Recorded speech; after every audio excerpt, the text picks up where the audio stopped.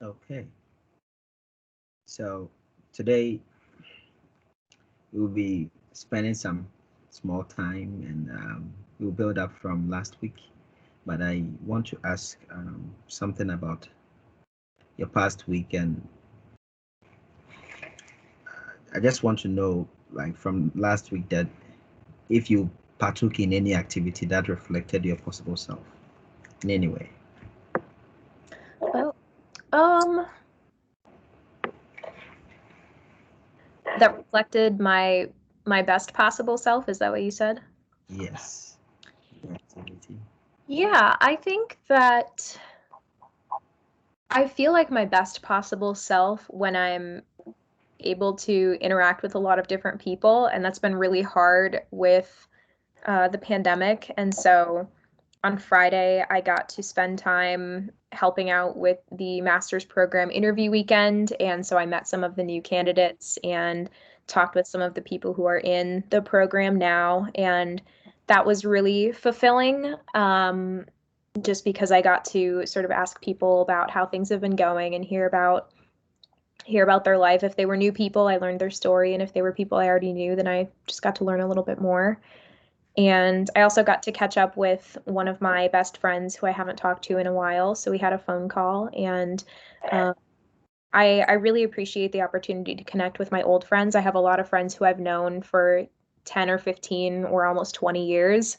And so connecting with those people really reminds me um, of myself and who I am. And I really like those opportunities to um, yeah, just to connect with people who bring meaning to my life. Great, great. I You just brought my mind back to last 2 weeks when I had contact with a friend of mine. Yeah. It was really a great experience, and I'm glad that you shared this with me. That's Yeah. Mhm. So today we'll be looking at just how to prioritize your dream for the future. Okay. So Hmm. um, I guess you had the time to take the vision exercise. Yes. Yeah. In thinking about my best possible or my a good day 5 years from now. Yes, the future. Okay. Hmm. How was it like? How was it like? What do you want to share with me? It was actually a little bit confusing in a way because I was trying to dream about like what would be the best thing and what would make me feel the best, but it was almost exactly what I do on my weekends now. Like or it wasn't anything that was out of reach. It was things that I already can engage with. So I talked about my partner, and maybe it's not the same partner in 5 years, but like I enjoy kind of having quality time in the morning um, and just kind of doing like simple things to take care of myself and to relax. Mhm. And um, and so I think that those all were really easy to think of. And yes, like the biggest part of dreaming now, like the weirdest part of it was just imagining like things that I could do and not have to worry about a pandemic. That was like the best part about it. But but yeah, I felt a little bit weird about it because I don't think I think since coming to my master's program, I haven't had like a big goal that I'm reaching for. Like, it was like my goal is to graduate college, or my goal is to get this kind of job, or my goal is to go to grad school, and I like always like had something that was coming next. And now I don't really have anything in particular that I'm reaching for, and so it's really just like my goal is to maintain the simple things that bring me joy and make me feel good. Oh, that's great. Talking about something that makes you feel good, I'm sure that's something that makes you feel really happy. Um, do you think any of those happiness activities from um, the happiness activity we did last 2 weeks? I think it's last week. Yeah. Do you think any of those top activities that makes you happy at play in that future of yourself? I think so, mostly just because it comes down to my relationships and having quality time with people. And like those are really the only things that I want. I have ideas about what would be good as part of my professional future, but overall the things that I want are just like living a life where I can participate in things that bring me enjoyment. So there are maybe some things that I like wouldn't do in a typical day but would still be part of my life, and I can think about what those are, but they don't feel like goals necessarily. And they feel like things that I'll just sort of naturally reach for. Um, so yeah, it feels weird to sort of imagine the future because it just seems very similar to what my life is already. Um, reading your activity, the future activity, I came across a lot of relationship issues, like you enjoy being with people, having time with your close friends, as you were even putting across in a few moments ago. I just wanted to ask this, that do you set expectations in those relationships, like meeting with friends, helping to make sure everyone is kind of happy? Do you have expectations for yourself on those angles? Um, I don't necessarily think so. I think that if I'm getting together with my friends, it's mostly just because we enjoy each other's company. And so, like, I don't usually have any expectations other than just being with someone. Hmm. Okay. I know that when you are with friends, there's a saying that the people that are close to you are the ones that will hurt you the most. But how do you handle disappointments from these relationships that you have? Yeah, I think when I am disappointed in a relationship, if I feel like I have been hurt by someone, if I think that it is extremely disruptive to our relationship, then I will probably find a way to address it. But if it is something that happened like by accident or something that I don't think is a really big deal, then I'll sort of take a moment to process it and say, like, ouch, that hurt my feelings, but I know that they love me and care about me, and it's not really worth making a big deal out of it. So I might like vent about it to someone else for a second, but other than that, I would try to keep it to myself unless it was something um that like really hurt my trust or made me wonder if they valued our relationship. Um, you also talked about um, the morning breakfast that you don't joke with. Mm-hmm. You mouth what I was like, oh, I need to prepare this kind of breakfast tomorrow. So um, you talked about how you, like, in the morning, you make sure you prepare something, give it to your partner. You guys have a good breakfast. You guys kind of have a good time during the weekend. And when I was reading through it, I felt like you actually have time for everything and you manage your time really well. So I just wanted to ask that, do you um, prioritize some of the tasks that you do or you perform? Like any of those tasks, do you prioritize one? I think it would probably depend on the day. I think at this point in time, because I have so many things that I have to do on the weekends for school and work and stuff like that, um, I'll usually like plan those things out a lot in advance.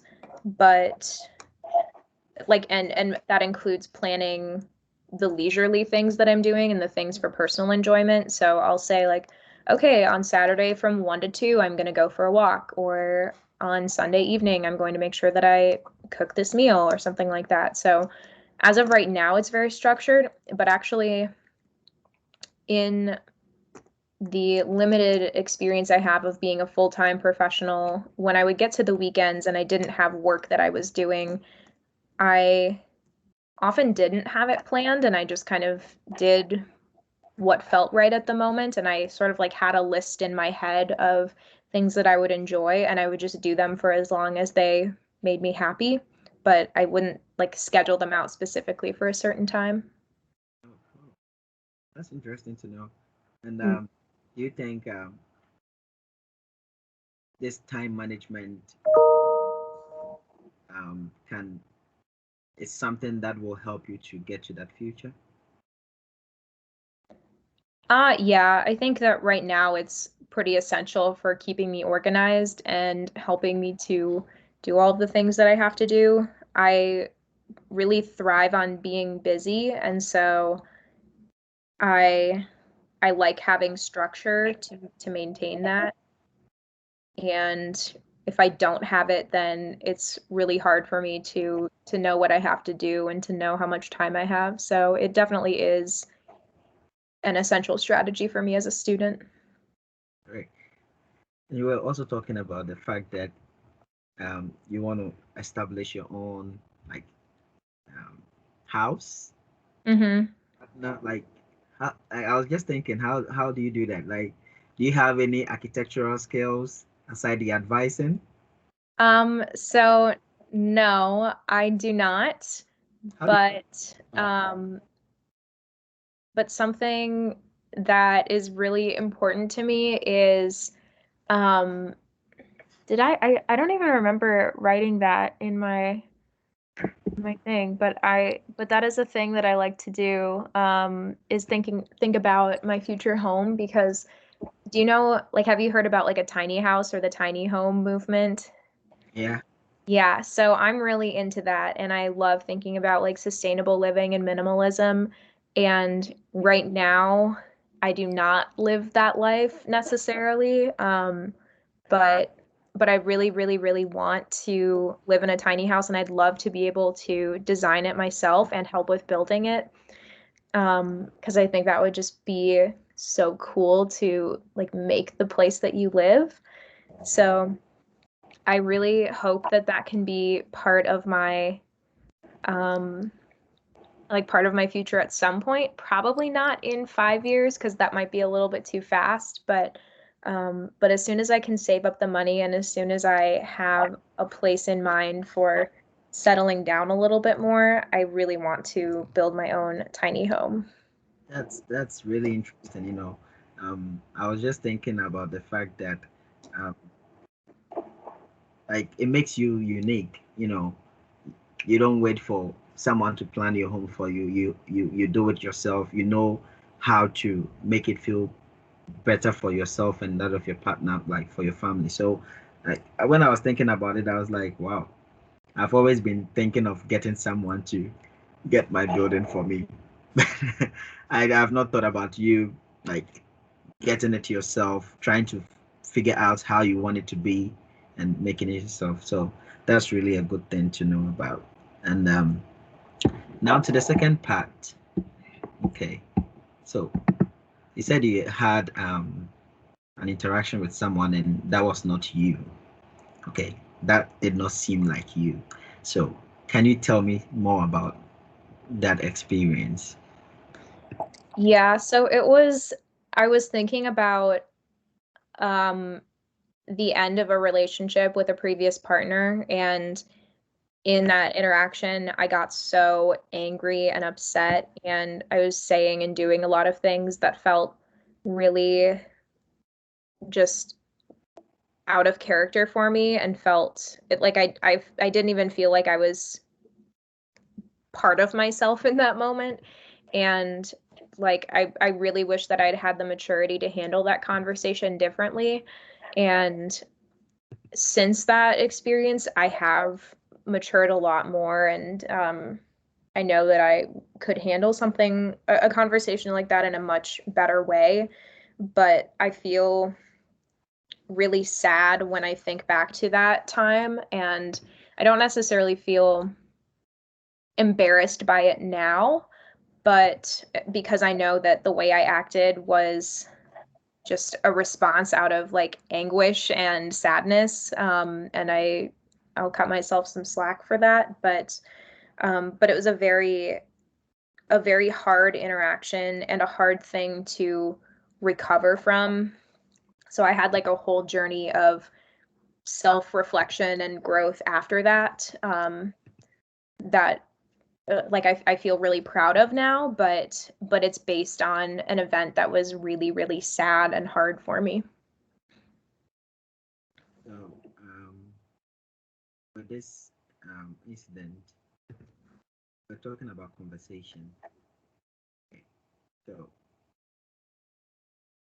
what in a conversation can make that conversation like? I just want to ask how a good conversation can help you in the future. What are some of the things that you need to do to initiate or like have a good conversation with someone? So I know that for me, it comes down a lot to regulating my emotions and like understanding what emotions I'm feeling and like communicating that with my words in a way that is not super aggressive. Um, so I've learned a lot about like better communication styles and ways of like calming yourself down when you are a little bit anxious or angry. And I've become a lot better at both of those things. Um, and I think also like the reason that that conversation was really heated and really dramatic was because I hadn't communicated. We both of us had not communicated very well leading up to that. And so it also sort of emphasizes for me that it's important to not let things build up. And if there is something wrong, then I want to address that in the moment in a mature way, or maybe not even in the moment, but at a time when we can resolve it rather than just letting things build on top of each other. Great, great, great. Um, it's good that we understand how both parties need to um, kind of understand how communication is like. Sometimes there are some information that maybe the way we even put it across can affect the emotions of people. But that Mhm. is one last thing that I want to talk about will be um, about the past issue. That's the only thing I want to ask you about the past issue. But moving forward into the future, um, what are some of the things that you think are part of you? I always know that you make people happy. I always want to see that people are smiling and keep those relationships tight. Okay, so what are some of the things that you are doing to keep these friends and keep those communication and those conversations active through to that future? Yeah, I spend a lot of time thinking about how to maintain my relationships. I mentioned that I have a lot of relationships from my childhood, and that's because even though we've grown up and gone to different schools or moved to different parts of the country, um, we we sort of have an unspoken agreement that we don't need to talk all the time or like we'll still keep each other updated on big life events and we'll call sometimes just randomly to say hi. um, and I mean it's so easy now to just like send a text or like see if someone wants to do a phone call. So usually every week I try to um, consciously think about like who haven't I talked to in a while and who can I reach out to. I have probably like 10 or 15 friends off the top of my head that I sort of like rotate between um and try to maintain some contact with. So like if I see a picture, if I hear a song or something that reminds me of someone, I'll use those as ways to like I'll send it to them and use that as a way to connect with them and let them know I'm thinking about them. That's a good approach. Good. Uh, it's something I've not even thought about. It happens to me sometimes when friends get to send you text messages and be like, "Oh, I was just checking up on you since you are not," and you feel bad sometimes because sometimes I'd be like, "Oh, I'm sorry, you see, you don't have any like reason," but doing that, like having a list of people that you need to contact, that is really cool. That is really good of you, and I think you are doing a great job with keeping your friends. You're doing a great job with being organized and managing your time really well. And I bet you keeping your friends is really good, and especially the close ones, more specifically your partner. Get Mhm. to interact with them very well. So thank you very much, Emma. Um, this week was great, and I thank you for the responses that you've given me. I've Yeah, learned a lot from this conversation. yeah, thank you. Um, like a takeaway from the conversation? Yeah. Um, Takeaway. yeah, I think like all of these conversations really just they make me feel better about moving forward into an uncertain future because I know that I have such strong relationships and I know that that will always continue to be something that is important to me. And so sort of knowing that I have some ways of consistently keeping in touch with that value is really reassuring in certain ways. Uh, so yeah, I've appreciated just the fact to reflect on that. Great. I think that those are my questions. So thanks a lot. Yeah, thank you.